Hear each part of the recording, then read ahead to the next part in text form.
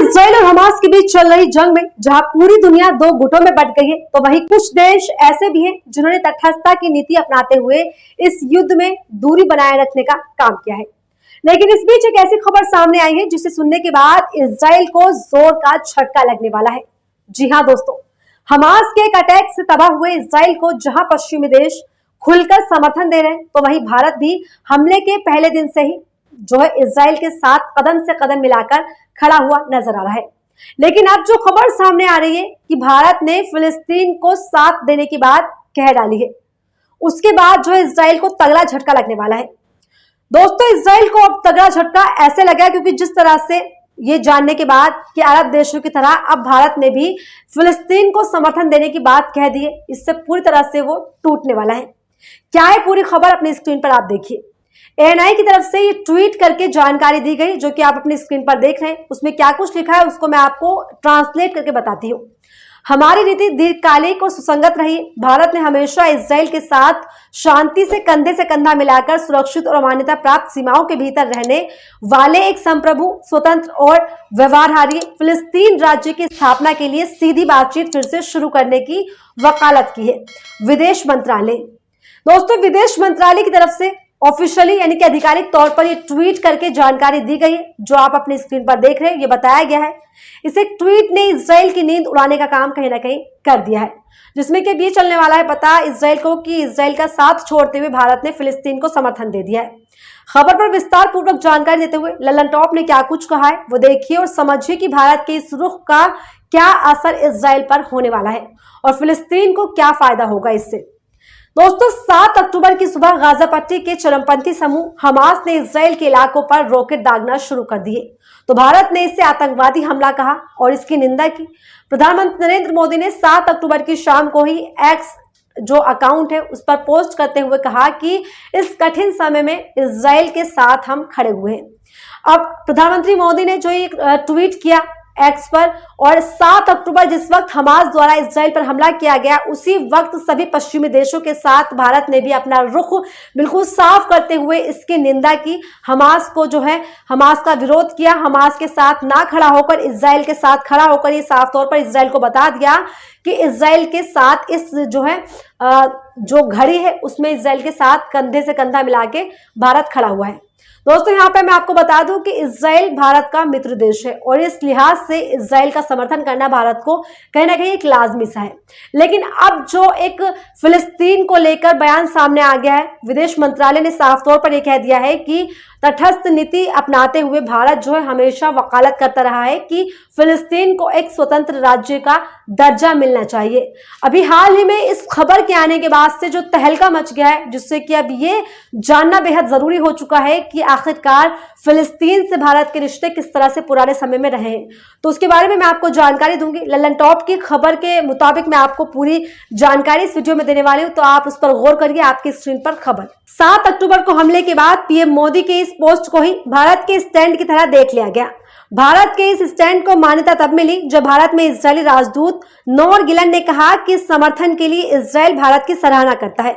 हालांकि अब भारत ने इस मसले पर अपने स्टैंड में फिलिस्तीन को भी शामिल कर लिया, इसलिए समझना जरूरी है कि तारीख में भारत के फिलिस्तीन के साथ संबंध कैसे रहे हैं। यानी कि जिस तरीके से प्रधानमंत्री मोदी ने ट्वीट किया और इजराइल का साथ देने की बात कही, लेकिन अब विदेश मंत्रालय की तरफ से जो ट्वीट करके जानकारी दी गई है उसके बाद में उस स्टैंड लेने को और अब के इस बयान में कहीं ना कहीं कॉन्फ्लिक्ट नजर आ रहा है और इस कॉन्फ्लिक्ट को किस तरह से देखा जा रहा है, किस तरीके से जो इसको समझा जा रहा है उसको मैं आपको यहाँ बताऊंगी और समझाने की कोशिश करूंगी। भारत फिलिस्तीन के संबंध, यहाँ पर हम जानेंगे कि भारत और फिलिस्तीन के बीच संबंध किस तरीके के रहे हैं। दूसरा विश्व युद्ध खत्म होते ही दुनिया भर में ये बहस तेज हो गई कि हिटलर के सताए हुए यहूदियों को उनका अलग देश दिया जाए।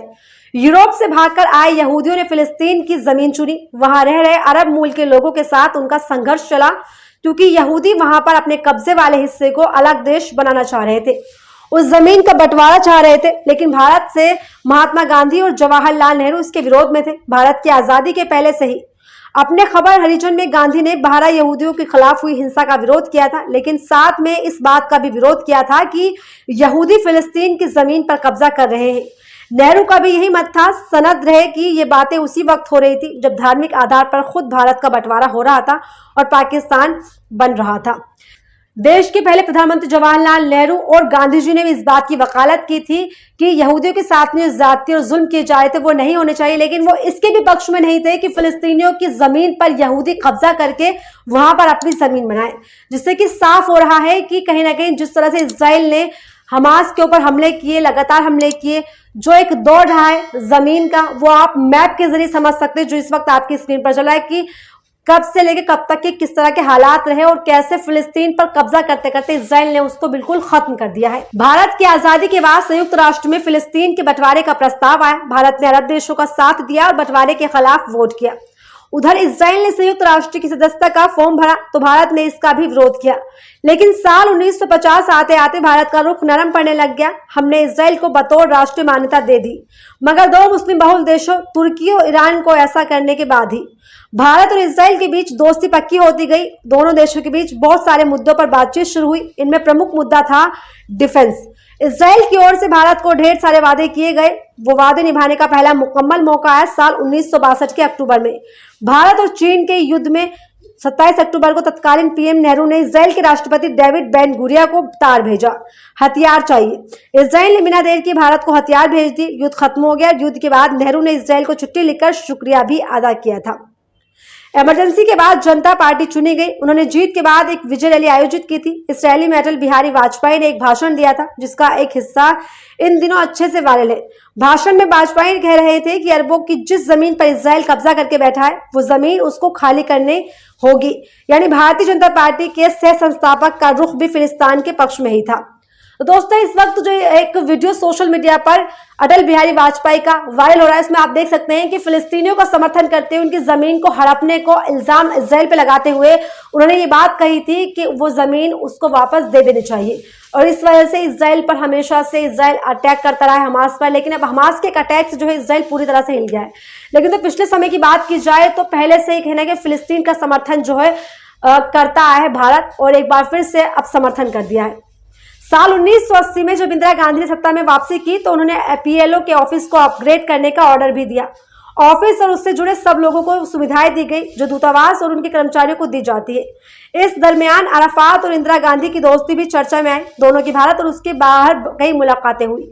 जब इंदिरा गांधी की हत्या कर दी गई तो अराफात इंदिरा गांधी के अंतिम संस्कार में शामिल होने के लिए भारत भी आए। उनकी रोती हुई तस्वीर दुनिया भर में घूमी। इंदिरा गांधी के बाद जब राजीव गांधी सत्ता में आए तब भी उनका फिलिस्तीन को लेकर अप्रोच नहीं बदला। फिलिस्तीन और इजराइल के बीच बहुत सारे संघर्ष हो रहे थे, लेकिन भारत ने फिलिस्तीन का ही साथ दिया। दोस्तों, इंदिरा गांधी के समय से ही इस चीज को दिखाया गया है और बताया गया है कि किस तरह से फिलिस्तीन के साथ में जो है भारत के संबंध शुरू से ही बहुत अच्छे रहे हैं। इसी के साथ इजराइल के साथ में भी संबंध बेहद अच्छे बताए जाते हैं। इजराइल की ऐसी जुगत से भारत का भी नंबर आया और इजराइल को भी मौका मिला 1999 में। इस साल पाकिस्तानी घुसपैठिए और सैनिक कारगिल में घुसकर बैठ गए। भारत ने खदेड़ने का प्लान बनाया। युद्ध छिड़ा, लेकिन भारत को एक चीज समझ में आई, पाकिस्तान ऊंचे पहाड़ों के ऊपर गुफा और बंकर्स में रह रहे थे। इंडियन एयरफोर्स को चाहिए थी ऐसी मिसाइलें जो सीधे इन कठिनाइयों पर दागी जा सके। इजराइल के पास ऐसे हथियार थे। संपर्क किया गया। इजराइल ने अपने इमरजेंसी वाले खेप से हथियार निकाले और तुरंत इंडिया को भेज दिए। भारत ने इस्तेमाल किया और बहुत सारी जरूरी फैक्टर्स, एक ये भी फैक्टर था जिसकी वजह से कारगिल में हमें जीत मिली थी। साथ ही इजराइल को वो साथ मिला जिसकी उसे और हमें दोनों की जरूरत थी।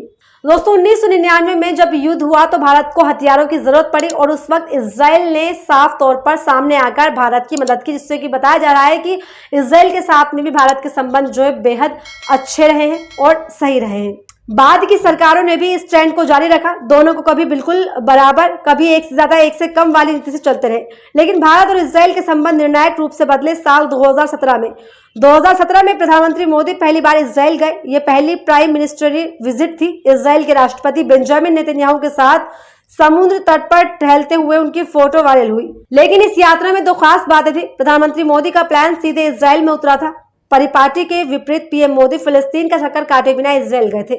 इससे ऐसे देखा गया कि पीएम मोदी डीहाइफेनेशन की प्रक्रिया शुरू कर रहे हैं। यानी कि 2017 से पहले अगर देखा जाए तो हमेशा से भारत का एक रुख रहा है जिसमें कि इजराइल और फिलिस्तीन दोनों को एक बराबर देखा गया है।